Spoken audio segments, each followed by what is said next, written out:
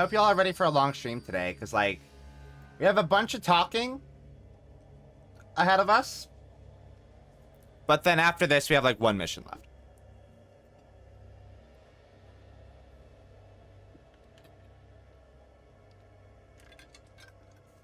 So we might as well do it tonight.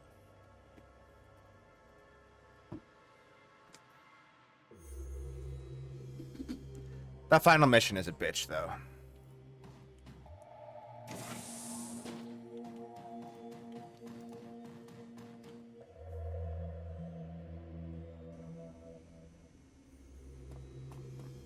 Hi.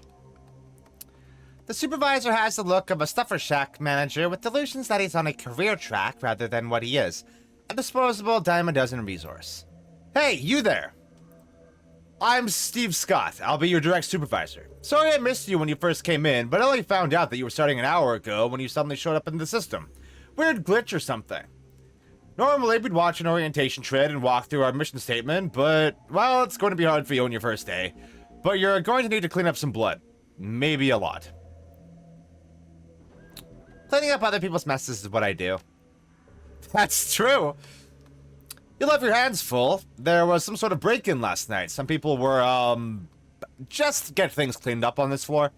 And listen, people are going to be on edge today, so try to stay invisible and don't get into any trouble. Otherwise, they're going to call me, and I'm going to have to reprimand you and put a note on your file. Sounds good. We'll get to those orientation threads another day. I hope they get whoever did this. Only a fool would attack a Telestrian corporate office and think they can get away with it. I am a fool. Start heading from room to room and clean what needs cleaning. Good luck and welcome to Telestrian. Thanks. Appreciate it. Let's talk to this guard. What can I do for you? I don't need to go upstairs, actually. Oh, I do. Can I actually clean? The two men are staring into the vent and shaking their heads. Look, Raoul, I know and you know that there's nothing in that vent. But when I told that to Silverstar, he accused me of not wanting to crawl in there. Said it was letting the company down, but not displaying the corporate value of duty. The suits sure love their mission statements and all that dreck. But today isn't the day for Telestrian Corp's duty above all crap. Several of us did the ultimate duty last night. We took fat dumps. Guess we should just be happy Mr. Telestrian isn't in today. Just get in there and take another look. I have got to go upstairs and report. The vent, you say?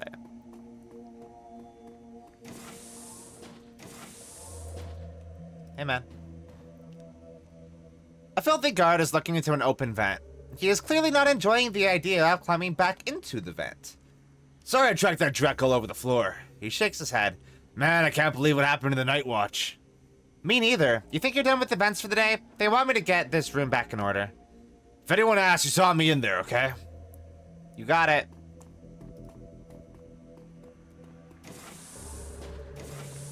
I don't think I need to do anything with the vent. Oh, but there is a computer here. Pop. Oh.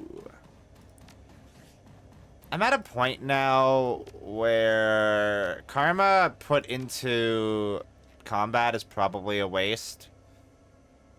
Oh, my karma's only 4. My charisma's only 4. I thought it was way higher than that. Okay, we need 11 karma. Stats. Who are you? As Telestrian Tech Jockey turns to speak, you notice a panel has been removed from one of the LAN racks just behind him. Thanks for coming. Can you believe it? Silverstar is calling it an intrusion, but I know the aftermath of a Shadowrun when I see it. Sit over in the corner and make sure you don't get any solvents on my servers. Do you think you could duck out for a smoke or something? It would be easier if I didn't have to clean around you. Oh, sorry. Yeah, no problem. Just another day in paradise, right? Ha ha ha. I hate my job.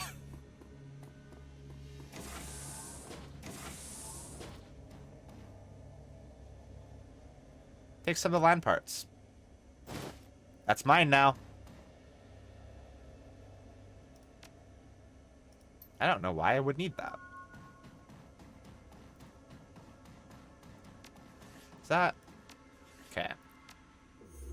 Let's spend karma on an additional charisma right away.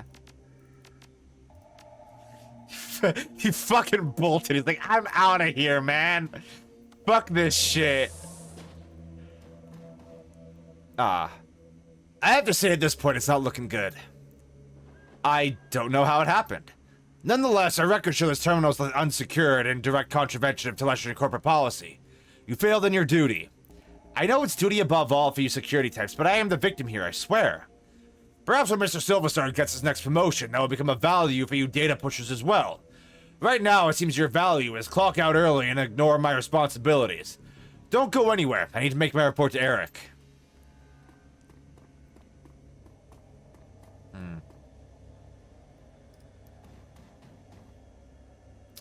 The wage slave is on edge. He's staring vacantly at his terminal with his hands on his face and his fingers twitching nervously. Well, what do you want? Can't you see I'm busy? Looks like you're in some real trouble, chummer. Buzz, unless you can clean up a shattered career, leave me alone. I came across some items that might help you out. He shakes his head. I doubt it. You know the guy who said life wasn't fair? He was talking about me. Security's bullying you, but I could make it look like your terminal was tampered with and no one would be the wiser. You're right. There is no reason I should let security push me around. He steals himself. Just do it quick. Ba-ba-ba-ba. That's so stupid. Thanks so much. I won't forget this when your review comes up. Hey, no problem, sir. Just glad I could help. Would you mind clearing out of here for a while? There is a lot to do. You bet. Just remember to keep this between us. Yeah, I'll just throw some fucking, like, wires and shit around your computer so it looks like it got fucked with, right? Like, that'll do. That'll do. That'll do. It's fine. Don't worry about it. Bam. Mission complete.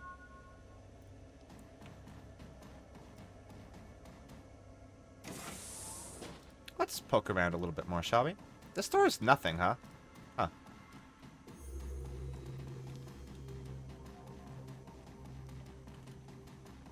Why is there a desktop computer CPU and these things done by tampering with your laptop?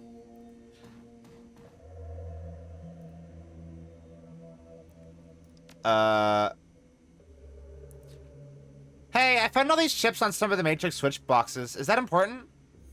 The guard thinks for a moment and activates his comm link. He turns his back on you and has a brief conversation. Then he turns back. Mr. Silverstar wants to see you in his office immediately. Hell yeah, he does. You goddamn right. The brutish, dog-eat-dog existence of a slum dweller is a far cry from the quiet desperation and existential nothingness of a corporate wage slave. Yet, after your time at Telestrian Industries, it's unclear which is more bleak. The elevator rises smoothly, its blanderized music assaulting you once again as you ascend to the executive floor. And your goal. Yeah, like, which is worse, actually? Who knows? Let's have a little poke around really quick. Hey, ladies. Okay. Sorry. Maybe I won't.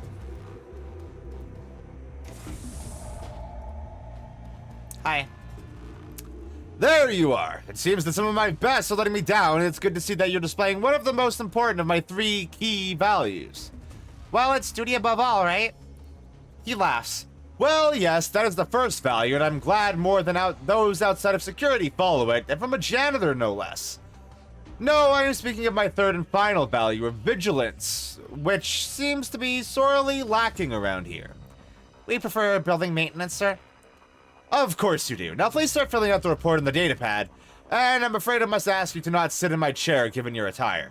I need to go head downstairs and investigate your findings. I'll be right back. Oh, you just leave. Oh, okay. So, your comm link begins to ring. You pick up. So, these paintings must be what all those expensive deliveries were. We don't have much time. I'm tracking Silverstar, and he is already stepping off the elevator. I don't think your disguise will hold up much longer. I'll update you on his movements. Hurry, mon ami.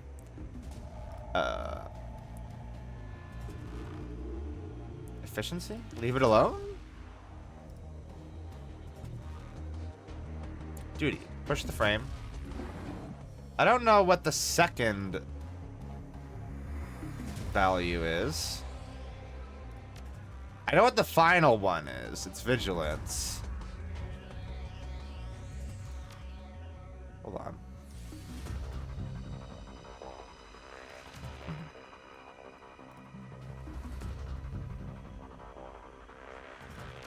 Unity? Do you reckon? Efficiency isn't, like, stupid enough. Nope. Ah, shit. Maybe it is efficiency. What's this one? Fuck.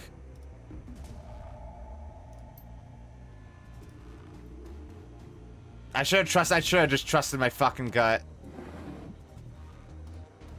This one's Unity, right?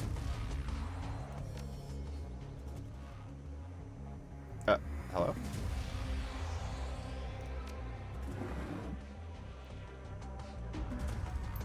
Uh-oh.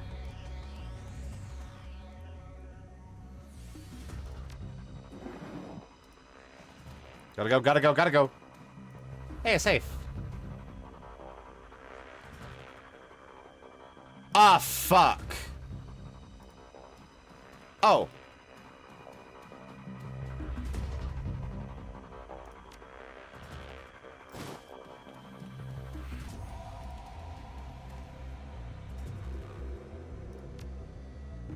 Fuck yeah, we got it.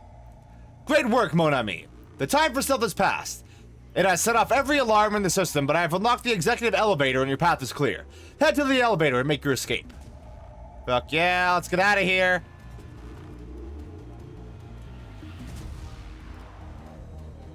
I don't care if this is a restrict. I don't care. I'm going. Fuck you. I'm out.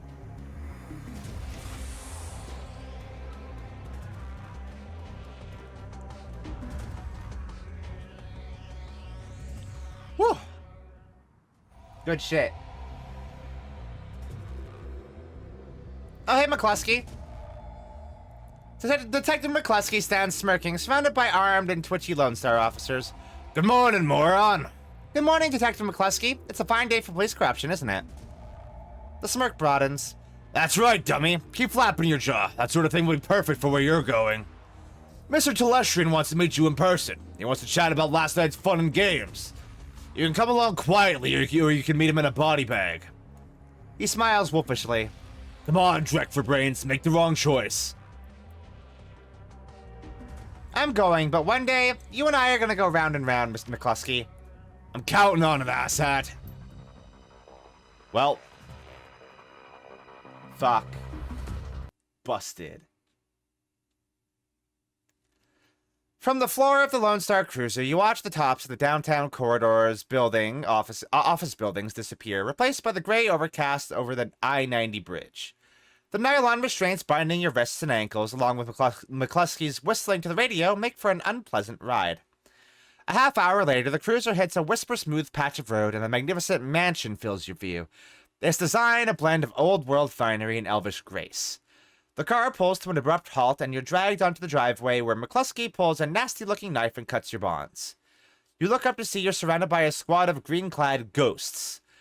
Special Forces troops from Shir Terengira.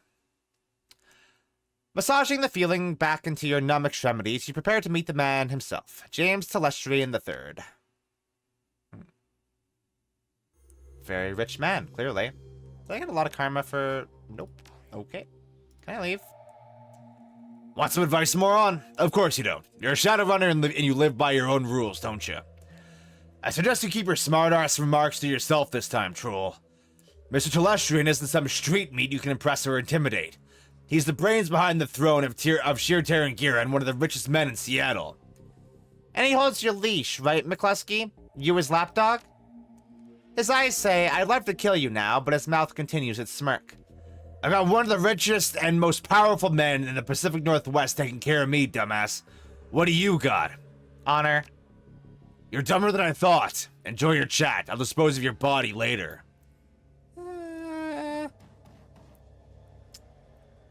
The fussy elf with the air of a Victorian butler studies you from toes to horns before he speaks. He doesn't like what he sees.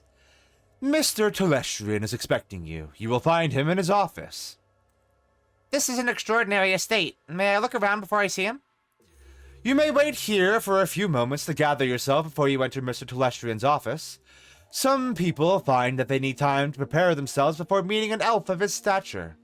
However, the upstairs is off limits to you, and the library is occupied at the moment. Do not tarry, though. Mr. Telestrian is not one to be kept waiting long. Alright. Hey! It's Algernon. There was a twinkle in Algernon's eye that wasn't there when he spoke of the Seamstresses Union.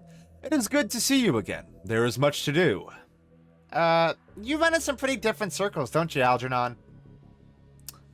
I do not run at all, Alleycat. I go where I am needed. I am needed here.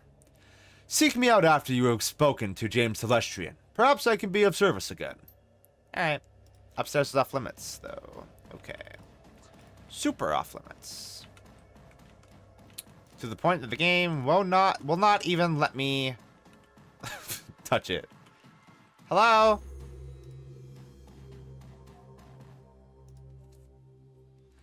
As you approach, James Telestrian III looks up from the computer screen built into the surface of his desk and assesses you. Calculating and cold. A practiced smile comes to his face. He vibes the kind of rich you don't get from Trivid. It's not the clothing or the trappings or the bow before your better's mansion. It's something else. The feeling that you're being categorized as a resource or a liability or a pawn. I have been reviewing the results of your visit to my Seattle office last night. I admit, they are impressive. You have generated a considerable amount of damage to my office complex, killed or wounded many of my security personnel, and cost my vice president of security his job. In 24 hours, you have accumulated quite a bill with me, ma'am. How do you intend to settle your debts? You already confiscated the container I took. I have no other bargaining chips. First, some introduction. You do not begin a negotiation by admitting that you have nothing with which to negotiate. However, you were considering your tactical situation. That tells me you are more than a mere street thug. Allow me to instruct you further. You have one piece of information which you might use as a bargaining chip in the little time you have left to live. Why you took what you took. I am interested to know why you and your team of criminals fought your way through my security teams up to my private office to access the Matrix and uncover the location of a simple research project. It goes like this. Your half-brother, Sam Watts, hired me to find his own killer. He had a dead man switch. When I find the killer, I get paid. You impress me, ma'am. My father's bastards are intentionally not well known, even to themselves. Nevertheless, I failed to see the connection between this Sam Watts' death and a raid on one of my office buildings. There is no connection between the research project and the dead man that I am aware of. Sam was killed by your half-sister Jessica. Jessica is protected by giant bugs. Aegis kills giant bugs. Kill the bugs. Kill Jessica. Get paid. I find your bluntness somehow refreshing. He touches a button on the desk. Mr. Quoth, please ask my daughter to join us. The young, pretty elf has dark circles under her eyes and a haunted expression on her face. She recognizes you instantly. It's you! You're the woman who helped me escape from the Universal Brotherhood. How did you get here? Telestrian cuts in quickly. Thank you, Marie-Louis. You have confirmed the identity of your rescuer and given me reason to forgive her for her trespasses against me. She looks hungry for your help. I'm glad you're here. You did well back there. Without you, we'd all be dead. She closes her eyes. Thank you, but I'm not sure that death wouldn't be better than this. I can't sleep at all. I'm afraid that this is a dream and that I'll wake up and still be there with the bugs. You can relax, Marie-Louis. You are safe. It is over. No, it won't be over until they're all dead. She shudders. You didn't see them. You don't understand. You and those men you flew in here, all you do is talk. It's just like you to form a committee, Father. I knew that someone had to take action. That's why I got Hakeem involved. The already cold exterior of James Telestrian III turns to ice. I see. It was you and your crippled little friend who leaked Aegis to this woman. We will speak of it later, in private. Now then, Alley Cat, there are people I wish you to meet. The committee my daughter alluded to. This is a rare opportunity for a woman of the streets such as yourself. I urge you to behave. We will adjourn to the library. Sounds like I don't have much of a choice. Not if you wish to draw another breath, no. Well, I think I have fallen in with a bad crowd here. Worse than my usual crowd. There's a weight in Telestrian's library, a sense of magnitude and of purpose. You're no longer in the presence of mere wealth. You are in the presence of history. Lady and gentlemen, this is Alley Cat. She is the troll who saved my daughter, and the only one who has faced our common enemy in combat.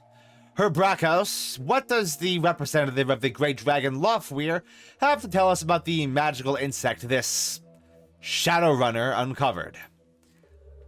Oh, I got fucking things to say about Brackhouse that we will save for later. Brackhouse speaks slowly with a deep, melodious German accent.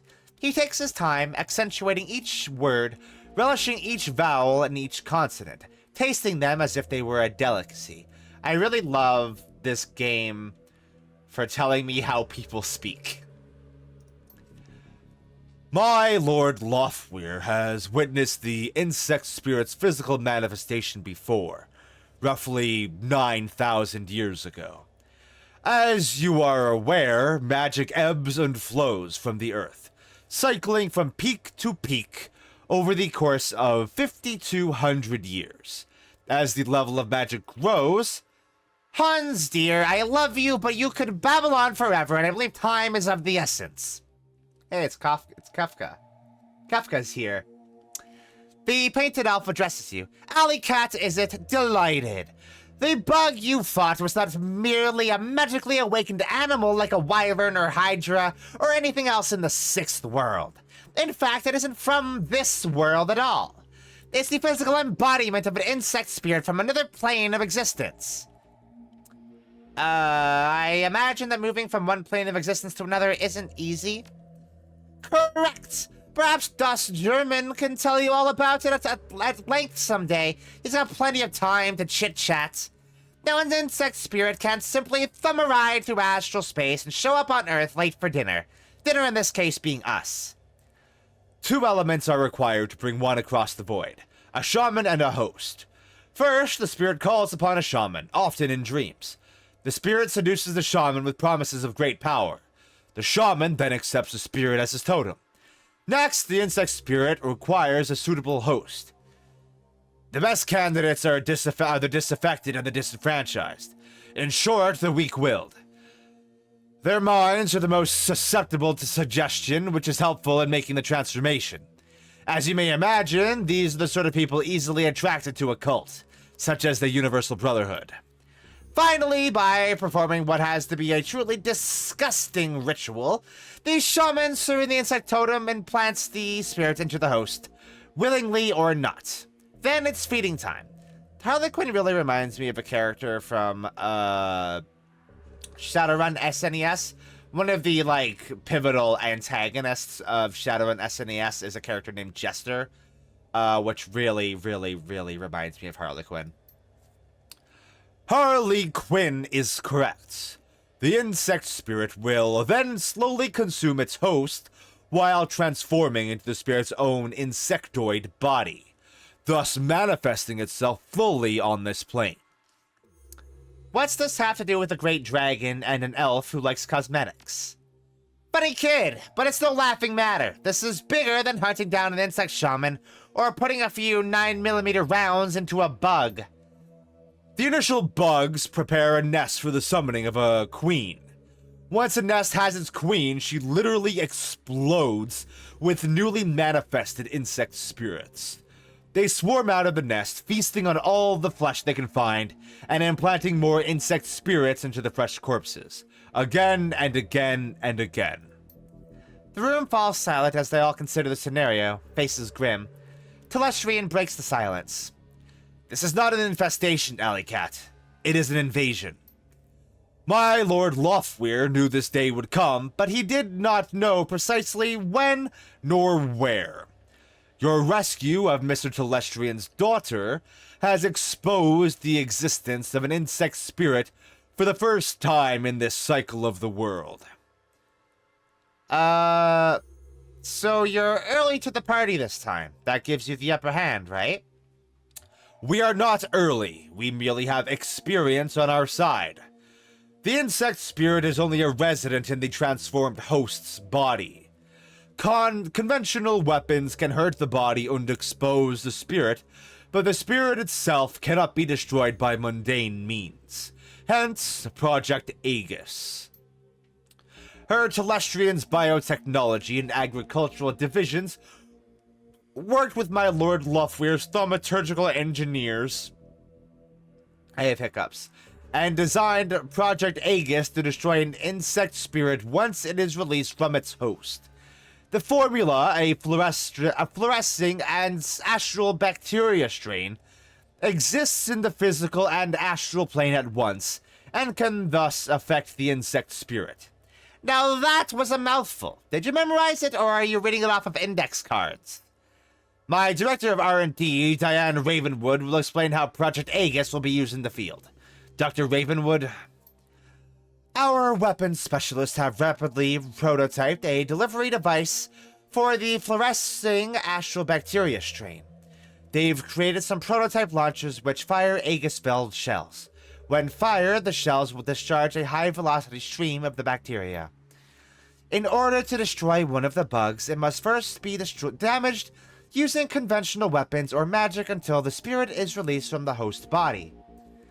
Then the insect spirit must be shot with the Project Aegis prototype launcher to destroy it. So in order to stop an invasion of insects from another dimension, a dragon and an elf co-created a magic insecticide. Crudely put, but accurate, we must stop the Universal Brotherhood from summoning a queen, and we must stop them immediately. You are the only one who has been inside their facility, and the only one who has personally fought these creatures before. That, along with your highly effective assault upon my property, indicates that you are the ideal person to lead the attack. I'm flattered. The painted elf grins, and his red lipstick catches the light. You should be. Come on, kid, when fate taps you on the shoulder, you've gotta pay attention. Unfortunately, she has the nasty habit of tapping you on the opposite shoulder, so that when you turn around, she's on your other side, giggling like a deranged schoolgirl. I hate that. Enough. Are you willing to undergo this mission, Alley Cat? I'm a no. Hold on. You had me at killing bugs. Show me how to use Aegis and I'll get it done. Excellent. We don't want to, fuck around with these folks too much. These are like the most powerful people in the world. He claps his hands as if seeing the circus for the first time. I love the way that the short-lived are willing to die even faster. It's very inspirational. Brackhouse raises his hand and Harlequin's clapping instantly stops. There is one final note, a warning, if you will. You have seen the danger the insects represent, but you have not witnessed the shaman's power. The shaman must tap into a powerful source of magic in order to summon a queen. We do not know what abilities that power source will grant. Beware of the insects, but do not underestimate the shaman. Hey, don't scare the kid, Hansel. We still need her to go on the mission. By the by, I'm coming with you, Alley Cat. I wouldn't mind seeing the creatures for myself. I missed them last time. Telestrian will bankroll you so you can hire the rest of the team. Find me when you're ready to go and we'll bug right out of here. He sighs. Yes, speak with Harlequin when you are ready to depart. If you wish to require additional supplies for your mission, find my assistant Quoth. He is highly resourceful. Great. We got more karma. So we have a lot of conversation that we could do. Brackhouse has a lot of lore that I believe he can drop on us. Also, I'm gonna grab that really quick. I wish I could have grabbed that before we came to this scene, but whatever. We have it now. I can't remember what kind of weapon Project Aegis is. I imagine that might be you being forgetful because Harlequin is pretty pivotal to doing this mission. Because he's the only other one. Because he gets a second launcher. feel like it...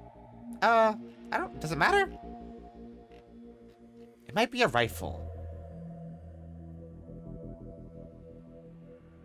But I don't... We could save the karma, actually.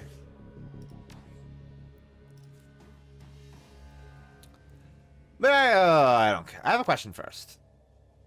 Were you spying on me at the Seamstresses Union? His eyes widen at the question. You mistake your importance, Alley Cat. No, I was not spying on you. Until Mr. Telestrian's summons, you were beneath my notice. I only saw a customer. Now, do you require my magic? Are you really here? Algernon's face takes on a dreamy expression. Are any of us? Yes, Alley Cat, I am here. And at the Seamstresses Union. And a myriad of other places. On to the work at hand. Do you require my magic? Who are you? I am a peddler of magical spells, spirits, and foci. Nothing more. Nothing else? No. Okay. Whatever you say, guy. I don't believe you. Where's this Mr. Quoth guy? Oh, yeah. Right here. We can also talk to Lynn. Oh, not Lynn. Fucking Marie-Louise. What do you got for outfits? Same shit. Do you have any new pistols? Can we install a data jack?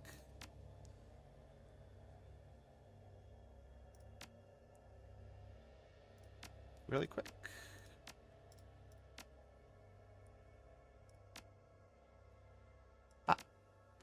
Because if I recall correctly, that increases the accuracy. Oh, it does have less capacity, but... You know what? Maybe we will actually come in with, like, 2 pistols.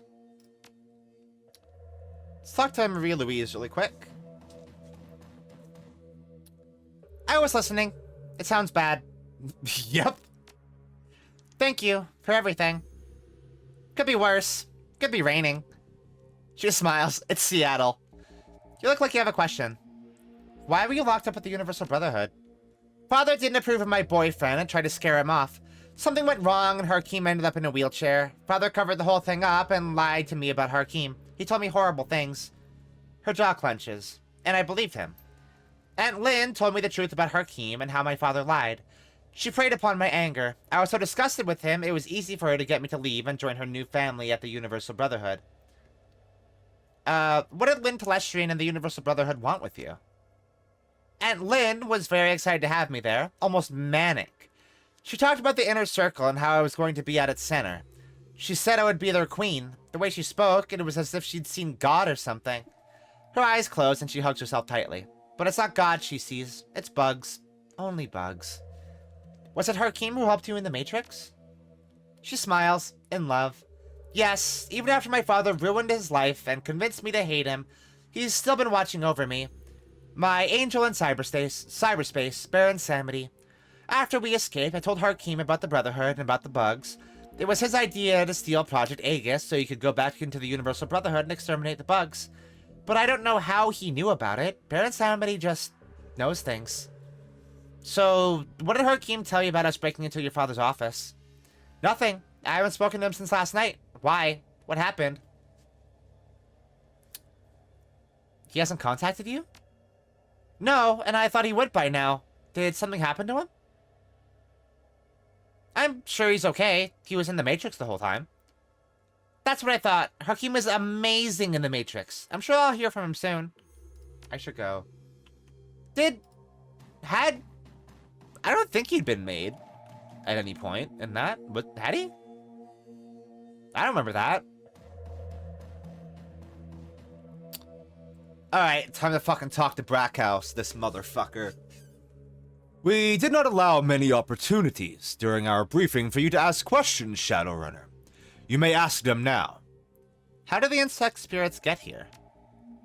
When the membrane between reality... Whoa. Let me start over there. When the membrane between planes thins, the insect spirits reach into the minds of a shaman and begin their manipulation, playing on weaknesses and offering unlimited power if the rituals needed to bring the spirits here are performed. But once a shaman takes on an insect spirit as a totem, they begin an inevitable decline into insanity, slowly losing their humanity. Eventually, the shaman completely succumbs, choosing the contentment and sense of clear purpose that being part of a hive provides. Perform your role, serve your queen, that is all. If Loftweir had seen this before and knew another was coming, why didn't he move faster? Based upon the previous cycles of magic, the first insects are not due to appear for another 700 years. My Lord Loftweir believed he was well ahead of schedule. Something is different this time. It is concerning. Why do you think it's different this time? Perhaps it is due to the population of humans and metahumans on Earth being so much higher than in previous ages. As a result, the volume of magic created by sentient beings is correspondingly higher. Or perhaps it is the density of the population coupled with the advances of society and technology that has altered things. Magic has never returned to a world like this one before. The density of sentient creatures coupled with the density of information, coupled with a new concept, the technological persistence of memory, heightens a society's existential angst. Thus, more people realize how truly horrible existence is, simultaneously. That in itself may be a form of magic. Loftweir is studying the question now. What's it like to serve a great dragon? The German man's eyes narrow. Do not misconstrue my relationship with Lord Loftweir. I do not serve. Where do the insect spirits come from? As the level of magic in the Sixth World grows, for lack of a better word, the distance between the various planes of reality decreases. When the membrane between... Yeah, you told me that already. I should go. Is there anybody else I can talk to quick? Before we, fuck off and kill some immortal bugs. Catherine, you should play Dragonfall. That game fucks. Tell me more about Project Aegis. Celestian Industries Corporation has been working on Project Aegis for 2 years without fully understanding its use. Loftweir did not trust me with the information. My engineers finally met the Dragon specifications 3 months ago and had just begun the production process when my cousin Lynn hired Shadowrunners to destroy the lab and the factory, leaving us only the sample you stole. Why was Marie-Louise taken by the Universal Brotherhood? He pauses before answering. The host for the Queen is chosen very carefully as the interactions between the Queen and the lead shaman are critical. A family connection between the two roles is ideal. As you have discovered my father's indiscretion with Melinda Watts, you know that Jessica Watts, the shaman, and Marie-Louise are related by blood. I would appreciate that information if that information remained in the shadows. Yeah, okay, we're good. Okay, let's, Can we, like, go taunt McCluskey about how we're not about to die? Listen, I don't care how many times you played Dragonfall, it fucks supremely. You're gonna die, asshole. We're all gonna die, McCluskey. Yeah, but you're gonna die screaming. The man... Fucking hate that guy. What an absolute dipshit. Alright, Harlequin. I have a few questions first. Of course you do. So who are you? I am he, as you are me, and we are all together. Excuse me? He seems disappointed that you didn't get his joke. You are excused. He bows with a flourish. I am Harley Quinn, the Lightbearer, last knight of the Crying Spire, he who manipulates Shadowrunners and fights duels with assholes. And for the next hour or two, I am at your service. How do we, blah, blah, blah. Does Hans Brackhaus really work for a great dragon? He winks. No. Interesting. Alright, yeah, let's go. His eyes light up. I thought you'd never ask. Oh, yeah, we can't bring a second pistol. What is this weapon considered? I suppose you should know, Telestrian's technicians only had time to create a few prototype Aegis launchers. I'll be taking one, naturally, another is for you. Treat her well. If you want additional bug-splitting firepower, James has agreed to allow one of his personal elite guard to accompany us with the final prototype weapon. And now, let us away. We have a date with Destiny, and she doesn't like to be kept waiting. Alright. So, we'll bring a ghost and coyote. Which kind of... I was about to say it kind of leaves us lacking for...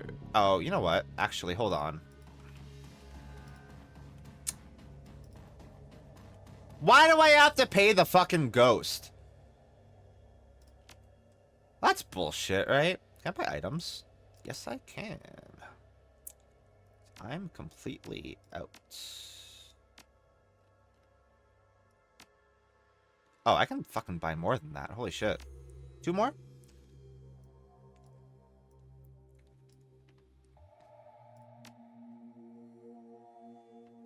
And... I don't know. Are there better? No. Ah, yeah. Phosphorus grenade.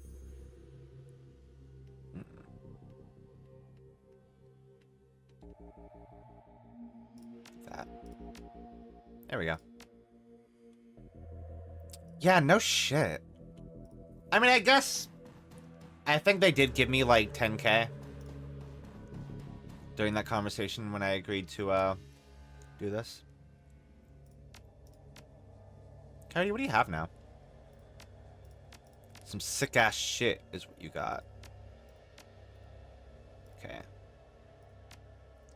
Oh, right. I forgot that Harlequin's a fucking adept. Which is not something that I have a whole lot of experience with. Great. Alright, time for a sippy, and then I'll do some more reading.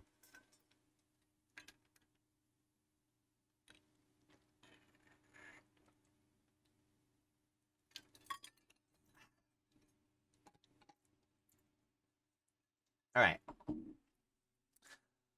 Your return to the Universal Brotherhood is anything but subtle.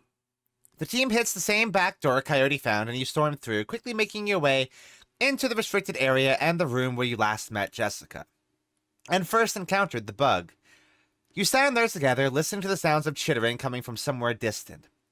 Harlequin stares into the darkness, humming tunelessly while fingering the sword on his hip. Then he turns, lifts his Aegis launcher to his lips, and gives it a kiss. You give the signal, and the hunt begins. Yeah, adepts are very weird, and I don't know if I super like them, but we got a deal. He's got one of the guns. That side door you found last time you were here was helpful. We avoided all those Universal Brotherhood spa cult yahoos. Telestream was right. You're a real value add. Harlequin grins a wide, predatory grin, both sets of his pearly white teeth offset by the livid red lipstick around his mouth. Now the fun begins. I'm ready. Let's just fucking go. No more questions.